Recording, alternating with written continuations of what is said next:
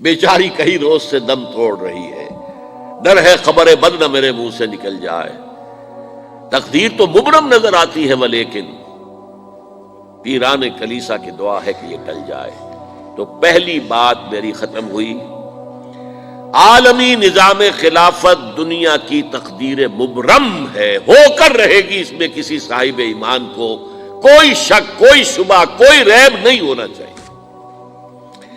البتہ اس کا اب دوسرا پہلو کیا ہے، اس کا آغاز کہاں سے ہوگا؟ پہلی بات تو یہ، ہمارے بعض لوگوں کے ذہنوں میں، سادہ دل لوگ وہ سمجھتے ہیں کہ پوری دنیا میں ایک ہی دفعہ آ جانی چاہیے۔ یہ کوئی علاقائی خلافت تو نہیں ہو سکتی، خلافت تو عالمی ہوتی ہے۔ ان سے میں کہتا ہوں، عالمی خلافت کب تھی جناب؟ یہ تو نہ خلافت راشدہ میں عالمی تھی، کیا ہندوستان شامل تھا اس میں؟ کیا چین شامل تھا؟ کیا یورپ شامل تھا؟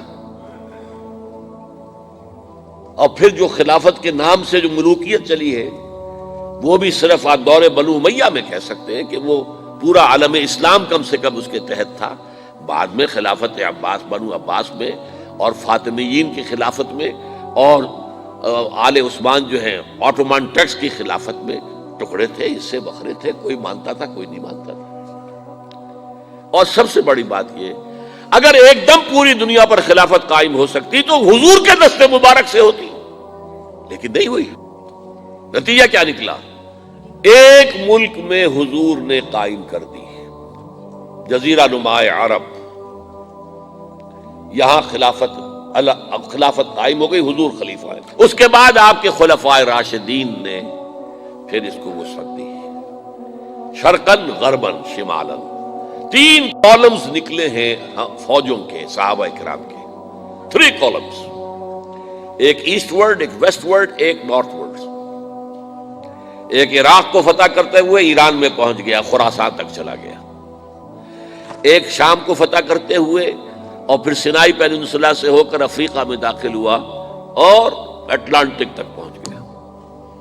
تیسرا سیدھا شمال میں گیا، لیکن یہ زیادہ دور نہیں جا سکتا تھا، کوکیشین ماؤنٹینز آ گئے، کوہ قاف، لہذا وہاں آ کر رک گیا۔ بابا اب بھی یہ ہوگا، کسی ایک جگہ سے شروع ہوگا پھر پھیلے گا، اس کے سوا کوئی چارہ کار ہے ہی نہیں۔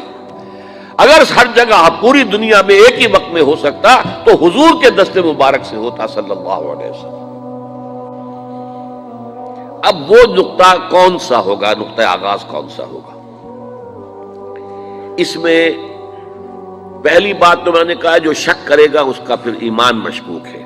ہوگا، لازماً ہوگا، گلوبل ہوگا، پوری دنیا میں ہوگا۔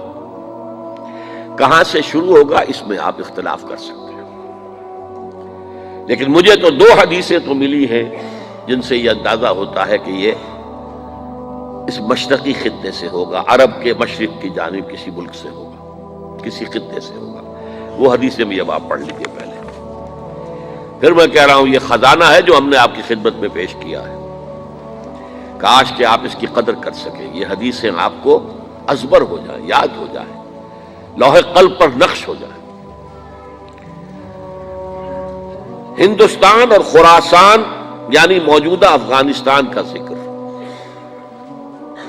ابن ماجہ کی روایت ہے، عن عبداللہ ابن الحارث رضی اللہ تعالی عنہ قال رسول اللہ صلی اللہ علیہ وسلم یخرج ناس من المشرق یؤتئون للمہدی یعنی سلطانہ، یعنی سلطانہ، دونوں طرح سے پڑھ سکتے ہیں۔ حضرت عبداللہ ابن حارث فرماتے ہیں رضی اللہ تعالی عنہ کہ حضور نے ارشاد فرمایا، مشرق کی طرف سے وہ فوجیں نکلیں گی، لوگ آئیں گے جو عرب میں مہدی کی حکومت قائم کریں گے۔ یہ مہدی کون ہوں گے اس کا ذکر میں ذرا بعد میں کروں گا، لیکن نوٹ کر لیجئے کہ مہدی سے پہلے لازماً کسی مشرقی علاقے کے اندر وہ نظام قائم ہو چکے گا، تب وہاں سے فوجیں آئیں گی نا۔ یہ مشرق کون سا ہے؟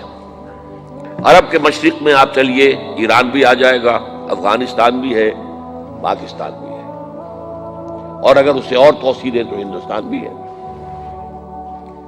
یہ ہے عرب کا مشرق،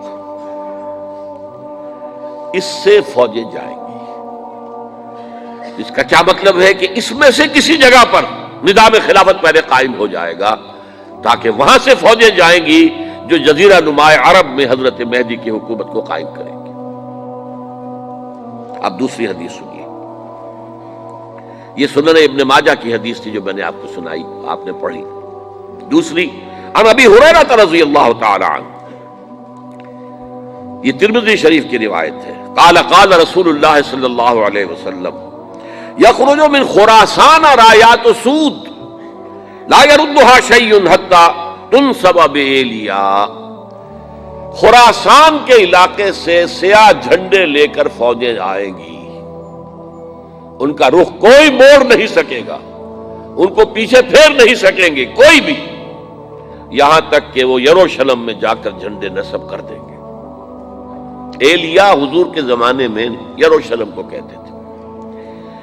یہ یروشلم تھا جب حضرت سلیمان کی حکومت تھی اور یہاں پر معبد سلیمانی، ہیکل سلیمانی قائم ہوا، پھر یہ یروشلم ہی رہا ہے تاریخ میں، یہاں تک کہ سن 70 عیسوی میں جب ٹائٹس رومی جنرل نے اس کو گرایا، ختم کیا، سیکنڈ ٹیمپل گرا دیا اور یہاں سے یہودیوں کو کہا نکل جاؤ، یہاں سے کوئی یہودی باقی نہیں رہا، تب بالکل تہو بالا برباد کر دیا۔ اس کے کوئی 150 سال بعد ہیڈریان، رومن ایمپرر ہیڈریان، اس نے پھر دوبارہ آباد کیا اس شہر کو۔ 150 سال تک یہ بالکل بنجر اور بالکل غیر آباد پڑا تھا۔ اب ہیڈریان نے جب آباد کیا تو اس کا نام ایلیا رکھا، اب یروشلم نام نہیں تھا، تو حضور کے زمانے میں پھر اس کا نام ایلیا تھا۔ اور اب اس سے کیا معلوم ہو رہا ہے کہ یہ یروشلم مسلمانوں کے قبضے سے اس وقت نکلا ہوا ہوگا، ایک دفعہ پہلے نکلا تھا، سن 1099 عیسوی میں مسلمانوں کے ہاتھ سے نکلا، کروسیڈرز عیسائیوں نے آ کر اس کو قبضے میں کیا، لاکھوں مسلمانوں کو مارا، قتل کیا۔